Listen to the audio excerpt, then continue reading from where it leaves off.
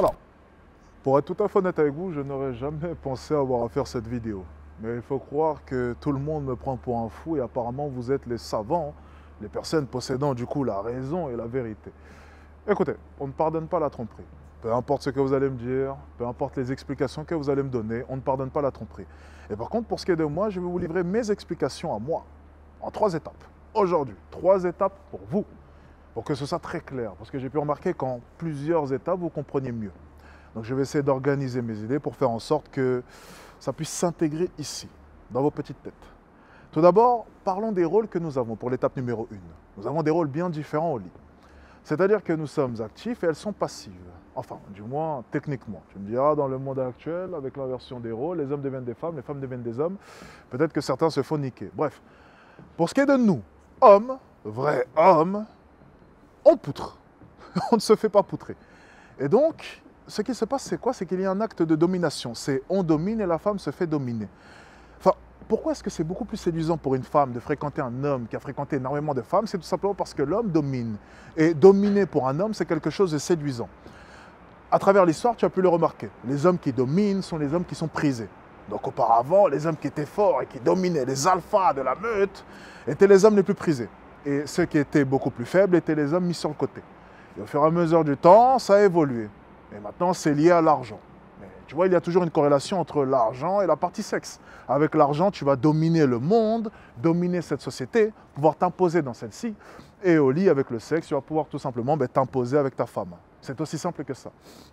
Et une femme recherchera toujours un homme qui s'impose à tous les niveaux, que ce soit sexuellement parlant ou même au niveau de la société.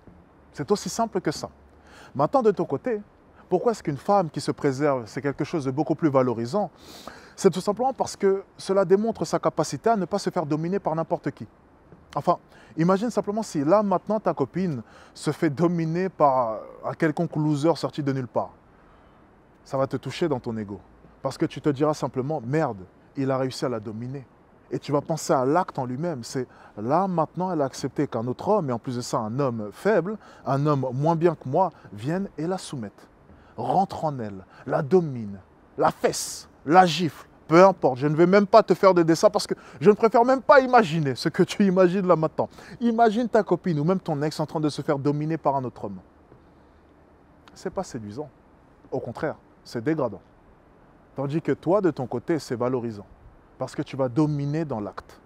C'est d'ailleurs pour ça qu'il y a une grande différence entre les hommes et les femmes à ce niveau-là. Parce qu'étant donné que tu domines, tu peux être totalement détaché émotionnellement de l'acte. Une femme n'acceptera jamais de coucher avec un homme qu'elle n'aime pas. C'est impossible. Il y a un minimum d'attache. Il y a même 2 solutions que nous allons voir dans le 3e étape. Il y a même 2 solutions plus précisément. Mais on va voir ça dans la 3e étape. Pour ce qui est de cette étape numéro 1, on est bon pour maintenant. Ensuite, pour ce qui est de cette 2e étape, parlons un peu des rôles que nous avons. Les rôles dans un couple, ce que l'on va apporter sur la table. J'aime bien donner cet exemple avec la table, c'est encore mieux. Pour ce qui est d'un homme, on va lui demander énormément de choses. C'est-à-dire déjà sécurité financière, on va lui demander aussi une sécurité physique, un minimum, une stabilité émotionnelle. On va lui demander d'être le leader dans la famille, prendre les grandes décisions dans celle-ci, donner la direction, ok, donc avoir une certaine vision. Enfin bref, on va lui demander énormément d'éléments. Je ne vais même pas les citer, on le fera peut-être dans une autre vidéo. Pour ce qui est de ta femme, tu vas lui demander quoi généralement, si tu réfléchis bien? Loyauté? Tranquillité, donc la paix? Ah oui, et bien élever tes enfants. 3 éléments quand même qui sont relativement simples à obtenir. Parce que ce n'est que des décisions vis-à-vis de toi. En fait, la grande différence entre un homme et une femme, c'est qu'elle va pouvoir prouver sa valeur à travers des décisions qu'elle va prendre vis-à-vis d'elle-même. Tandis qu'un homme doit prouver sa valeur avec sa capacité à pouvoir dominer son environnement. Et lorsque tu essaies de dominer ton environnement, toutes les décisions ne sont plus vis-à-vis de toi, mais aussi vis-à-vis des autres. Tu as beaucoup plus de responsabilités, beaucoup plus de difficultés à les obtenir parce que tu n'es plus le seul décisionnaire de tout cela. Et donc on comprend une chose, c'est que la tromperie de la part d'une femme est bien plus grave. Parce que la loyauté est l'élément principal que tu vas lui demander. Un élément qui, selon moi, est super simple à avoir. Et pourtant, de nos jours en 2024, c'est de plus en plus compliqué. Alors, je pense très sincèrement, là maintenant, que tu dois te remettre en question sur ta vision vis-à-vis de la tromperie. Si tu as pardonné la tromperie auparavant, pose-toi sincèrement une question. Même plusieurs. Tu payais le restaurant. Tu l'as protégée, physiquement parlant, émotionnellement parlant. Tu as pratiquement tout sacrifié pour elle, pour ton ex, ou même ta copine actuelle. Et elle, de son côté, avec le peu que tu lui demandais, elle est partie se faire poutrer par Alexis Chance.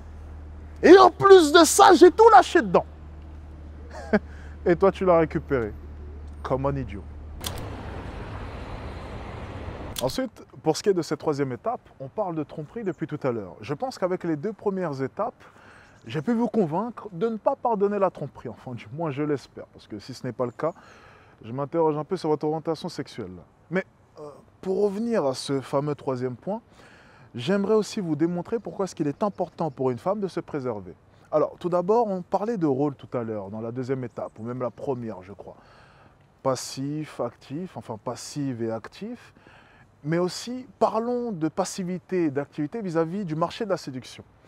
Dans le marché de la séduction, les femmes sont aussi passives. Et donc, les femmes se font solliciter. Tandis que l'homme, de son côté, généralement, ne se fait pas solliciter. Sauf si tu as Alexis Chance, 2,01 m, beau gosse, musclé, j'en passe, riche. Bref, là, oui, tu peux te faire solliciter. Mais Alexis Chance, c'est 1% des hommes. C'est pas toi, mon ami. Enfin, sûrement pas toi. Ne t'offense pas. Tout ça pour dire que lorsqu'une femme est en mesure de pouvoir se préserver, ça prouve sa capacité à pouvoir résister à une tentation qui est facile. Et lorsque l'homme, lui, de son côté, domine et consomme, cela prouve sa capacité à pouvoir s'imposer dans son environnement. Et rappelle-toi, un homme qui domine est un homme qui est séduisant, n'est-ce pas? Et regarde, c'est très simple.